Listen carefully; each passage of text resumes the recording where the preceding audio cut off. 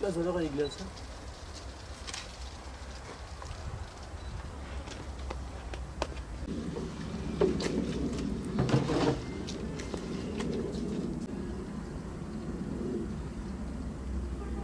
Şimdi 2014 yılında Kurban Bayramı'nda HDP PKK tarafından hani milleti sokağa dökülüp Yasin ve arkadaşın Kurban Bayramı'nda Kobani bahane ederek Yasin ve arkadaşı şehit oldu. Üzerinden 4 yıl geçti. Ama bu üzerinden 4 yıl değil 40 yıl da geçse hani insan hiç unutulmaz. Fakat her 6-7 Ekim olunca inşallah yani onların şehitlerin anma günleri kutlanacaktır inşallah. Yani hep aklımızdadır. Kurban Bayramı olsun. Zaten hiç aklımızda gitmiyor. Kurban Bayramı 6-7 Ekim olayları deyince hep insan onların aklı yani tüm Müslüman olarak yani herkes vicdan azabı, vicdan şeyi olanlar herkes yani onların böyle duygularını şey yapmak gerekiyor yani. Çünkü onlar yani Kurban Bayramı'nda hayır gününde millete kurban eti dağıtırken onlarca katledilen Yasin ve arkadaşları hani üzerinden 4 yıl geçti. Bizim için yani üzerinden 4 saat gibi değil bile. Yani her saat gibidirler yani. Yasin 16 yaşındaydı. Yasin ben bazen düşünüyordum yani onun kendine yetişti yani yetiştirdik Allah yani Kur'an'ını okuyordu yani dini şeylerini yaşıyordu. Okula dahi gittiği zaman yani kimse ondan rahatsız olmuyordu. Yani sokakta olsun, okulda olsun yani hiç kimse bir gün ondan rahatsız olmamıştır.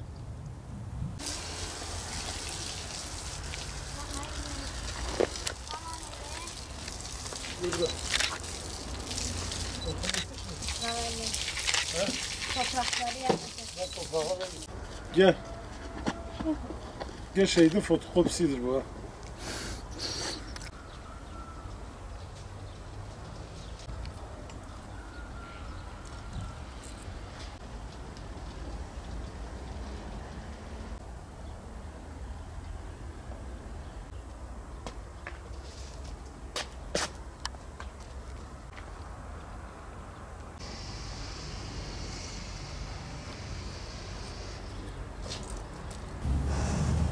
Hüseyin 2014'te Kurban Bayramı'nda şehit edildi. Acı hala acıdır.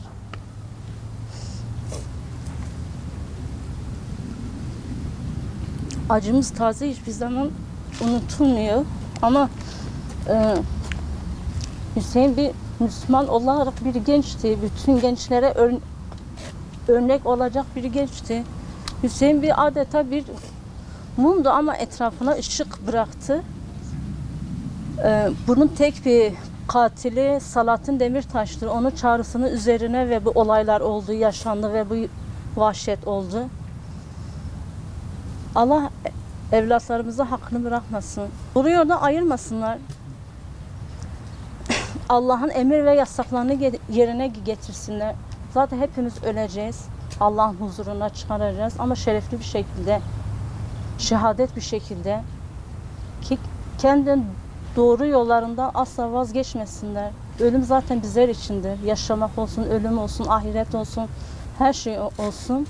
6-7 Ekim olaylarını hiçbir zaman unutmayacağız, unutturmayacağız. Hep aklımızda olacak, yüreğimizde olacak.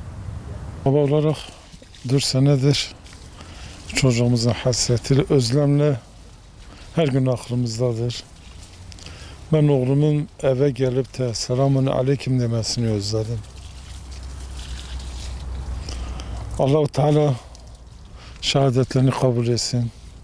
Hepsi evladımızdır. Böyle bir acıyı daha kimse Allah-u Teala yaşatmasın.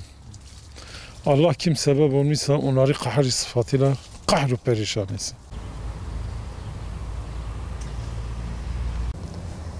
Onu çok özledim.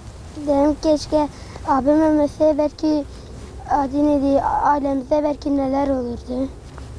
Sorusunu takipçisi olacağım. Gerçekten hiçbir zaman onun yanında şaşmayacağım. Kim abime ve arkadaşlarıma kim eğer onu yapmışsa Allah onların belasını versin.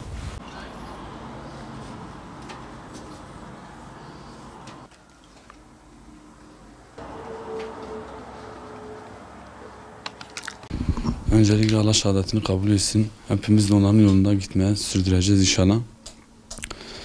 Hani anlatacak pek fazla hani bir şey yok da yani bu katliamın, bu vahşetin hiçbir zaman unutulmayacak. Yani aradan 4 yıl geçti bile hani sanki yeni yapılmış gibi. Yani bir riyad giderse 10 riyad daha gelir. Allah'ın izniyle biz bu davayı sürdürmeye de çalışacağız. Hep onların yolunda da olmaya devam edeceğiz. Yani içimiz rahat değil yani sıkıntılıyız. Yani yokluğuna alışamıyoruz bir türlü. Yani ister istemez rahatsız oluyoruz yani. Bu katliamın bir daha yaşamaması için, bir daha evlerin yıkılmaması için, ailelerin parçalanmaması için inşallah bir daha böyle bir şey olmamasını temenni ediyoruz. Kötü bir iş değildi ki. Fakir fukara, ihtiyaç sahiplerine kurban eti dağıtıyordum. Onlar şehit oldular. Onların yolunu sürdürmeye biz devam edeceğiz. Biz dağıtmaya devam edeceğiz inşallah. Sürekli benle beraber inşaatlarda çalışırdık. Yani sürekli inşaat işi yapardık. Yani hep gurbetlerde olurduk, burada olurduk. Yani sürekli yanında olurduk. Hep beraber çalışırdık. O yüzden misal bazen işe de gidiyorum bile. Yani bir şey karşıma çıkıyor. Keşke o da yanımda şu an burada olsaydı diyordum. Üstesinden çıkabilirdi yani. Yani işe giderken bile yani hatırlatıyor bana yani. Sürekli ona çalıştığım için yokluğunu bayağı bir hissediyorum. Benim bir büyüğüm daha var Nihat. Hani yani arkadaş gibi hiç abi kardeşlik şeyi hani tamam saygı sevgi falan vardı ama arkadaş gibi. Sürekli beraber olurduk üçümüz. Yani Allah ondan razı olsun. Onun vesilesiyle Cemal'le tanışmış olduk zaten. Yani. Geçmiş hayatımız benim kendi şahsıma diyorum da pek iyi geçmedi yalnız. Ama Allah ondan razı olsun ki onun sayesinde bu sonraki hayatımız bir 3-4 senedir elhamdülillah çok güzel geçiyor.